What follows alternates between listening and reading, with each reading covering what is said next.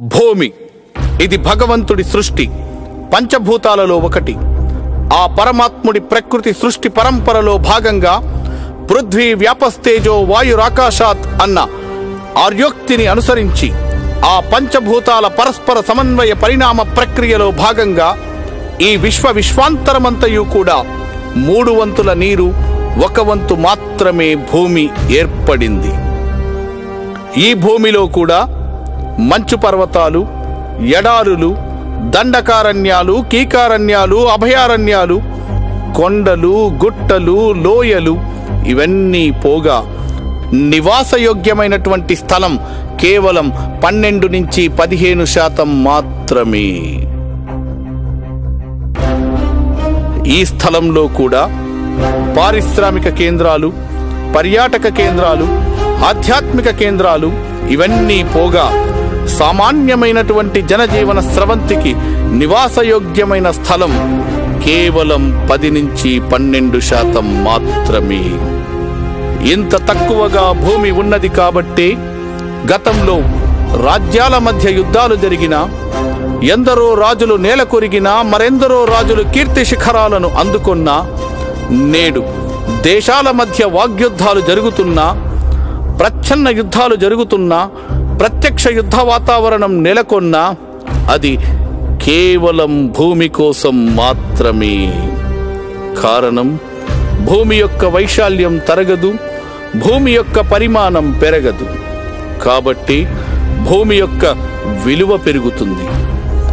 ఈ వాస్తవాన్ని గమనించి, ఈ ధర్మ సూక్ష్మాన్ని గ్రహించి గతంలో ఎందరో పెద్ద మనుషులు తాము పొదుపు చేసిన మొత్తాలను భూమి మీద మదుపులుగా మార్చుకొని, భూమి మీద తమ పెట్టుబడులను పెంచుకొని తాము అత్యంత శ్రీమంతులుగా పరిగణింపబడి తమ భావితరాలను ఆగర్భ శ్రీమంతులుగా తీర్చిదిద్దారు.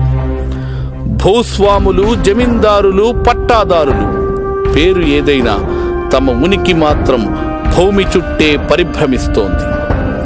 యుగాలు మారినా, శకాలు చెదరినా, తరాలు తొలగినా, తరాల మధ్య అంతరాలు తరిగిపోయినా వన్నె తరగని, చెక్కు చెదరనిది కేవలం భూమి ఒక్కటి. భూలభ్యత తీవ్రత ఎంత పెరిగినప్పటికీ కూడా ఉత్పత్తి పెంచుకోవటానికి వీలు లేనటువంటి, సరఫరా పెంచుకోవటానికి వీలు పడనటువంటిది కేవలం భూమి ఒక్కటి.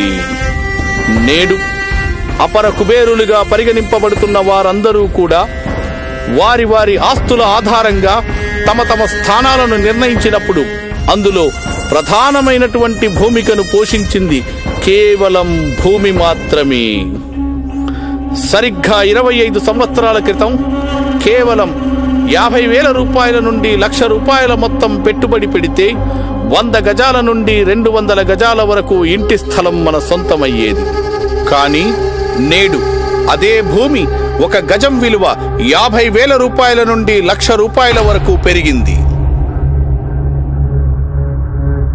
ఈ 25 సంవత్సరాల కాలంలో ఎన్నో రాజకీయ అస్థిరత పరిస్థితులు ఏర్పడినా, ఎన్నో రాజకీయ ఒడిదుడుకులు ఎదురైనా, ఇటు కేంద్రంలోనూ అటు రాష్ట్రాలలోనూ ప్రభుత్వాలు మారినా, మంత్రులు మారినా, ముఖ్యమంత్రులు మారినా, ప్రధానమంత్రులు మారినా, ఉద్యమాలు ఉవ్వెత్తున ఎగిసిపడినా, రాష్ట్ర విభజన జరిగినా, ముఖ్యమైన నాయకులు ఎందరో గతించినా, కొత్త నాయకులు ఎందరో వెలుగులోకి వచ్చినా, పాత నోట్లు రద్దయినా, కొత్త నోట్లు చలామణి అవుతూ ఉన్నా, షేర్ మార్కెట్ అతలాకుతలమైన, తీవ్ర వ్యాధుల వలన ప్రపంచం మొత్తం అస్తవ్యస్తమైన, యావత్తు ఆర్థిక వ్యవస్థ ఒక్క కుదుపునకు గురి అయినా వన్నె తరగకుండా, చెక్కు చెదరకుండా, దినదిన ప్రవర్ధమానమై ఇంతింతై ఒటుడింతై అన్న చందాన రోజు రోజుకి అంతకంతకు తన విలువను పెంచుకుంటుంది కేవలం భూమి మాత్రమే.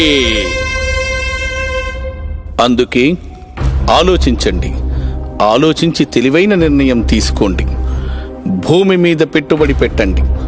భూమి మీద పెట్టిన పెట్టుబడితో మీ గౌరవాన్ని, ఆత్మగౌరవాన్ని, కుటుంబ గౌరవాన్ని పెంచుకోండి.